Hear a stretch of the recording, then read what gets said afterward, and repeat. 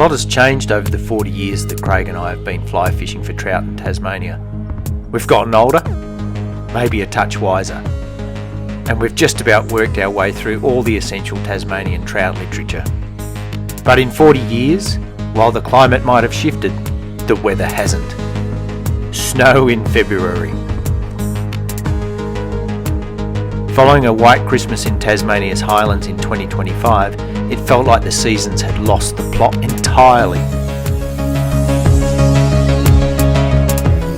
Mira, my trusty Jack Russell, must have thought she'd been teleported into the Northern Hemisphere. Craig wasn't far behind, having just flown from Western Australia. Take us to the fish, Mira. With the weather doing its best to shut things down, we tucked ourselves into one of the more sheltered lakes. And it didn't take long before we found a dun feeder.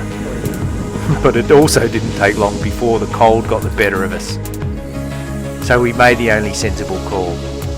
Retreat to the shack. Warmth first, trout second.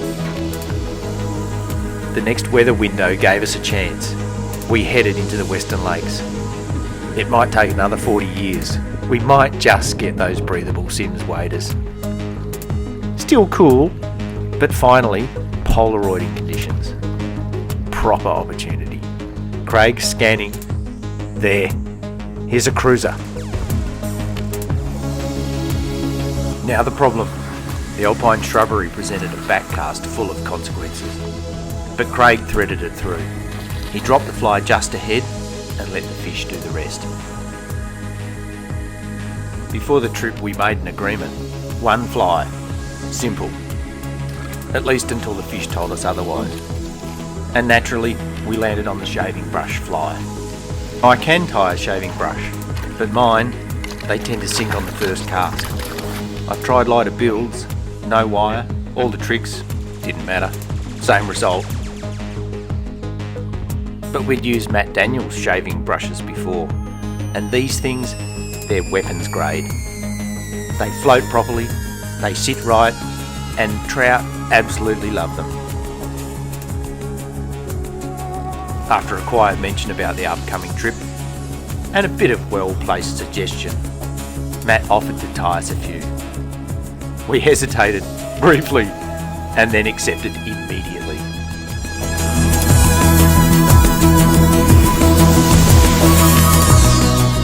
Here's Matt with a trout he's caught on one of his flies. Oh, whoops, wrong image, try again. Mira, unfortunately, couldn't join us out there. Not even the shallows. Her legs are just a bit too short. But on land, she moves those little legs fast, very fast. With the weather giving us another Polaroiding opportunity, and still no Sims waders, we made a call. Fish from the dinghy, just drift, Polaroid everything. And it paid off. This is the long-handled net. We rotated roles for the hunt, one on the box as boat steerer, and the other on the tiller as boat header. Now for the whales. There's a funny moment when you hook a fish. You look around just to check. No one saw that. It reminds me of Jindabyne a few years back. A mate and I both hooked up at the same time. We tried to play it cool, keep it quiet, and not attract any attention. But back at the boat ramp, Matt's mate Loppy called us out. Were you two blokes hooked up? We tried to deny it. But our denial didn't last long. One small detail here. I'll often fish a loop knot when I'm dead drifting a fly like this. It lets the fly sit naturally in the film. No tension, no restriction, just right. You'll see here the loop actually catches on the trout's teeth as I'm removing the fly. Craig didn't make things easy for the edit either. Plenty going on, plenty to work through here. Oh, dude. Back at the shack, Mira was out cold. Meanwhile, the deer was stepping out into the open. Quiet, unbothered.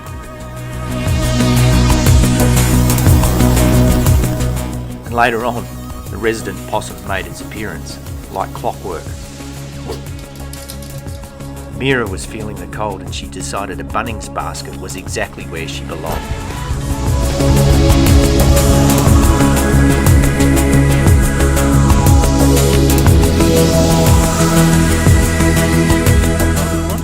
And if there's one thing that hasn't changed in 40 years, it's our level of maturity.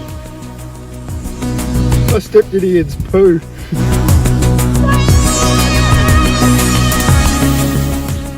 The canoe came into play as well. Another way to slip into quieter water. Less disturbance and more opportunity. Armed with Matt's flies, you could say we were officially sponsored. Or at least very well equipped. Now I wonder if he could sponsor us with waders. Just a thought. The beauty of the shaving brush is its versatility. It sits right in that critical zone, just in or just under the surface film, suggesting an emerging mayfly. The deer hair wing gives you something to lock onto visually, which matters, because there's nothing more frustrating than a rising fish and not knowing where your fly is.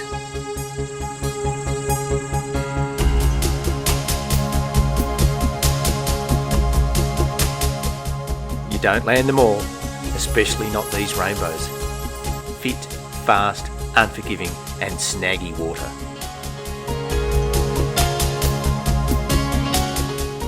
By now Mira had well and truly lost interest in the fishing. Didn't even react when I netted a rainbow about her size. She had other priorities. Dinner mostly.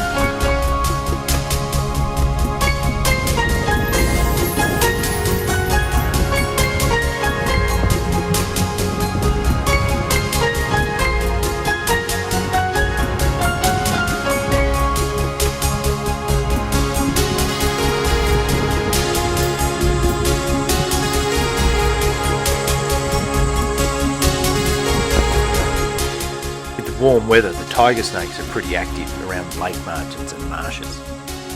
I couldn't leave Mira to wander the shore while we waded in search of trout. A leash wouldn't work here. So there was only one option: carry her.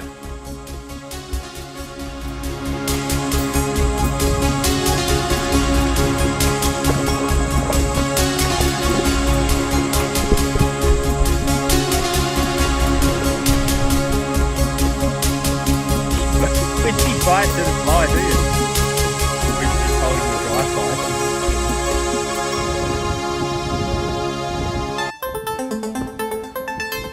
fly. We put the canoe's stability characteristics to test, from both standing up at the same time to windy and rough conditions.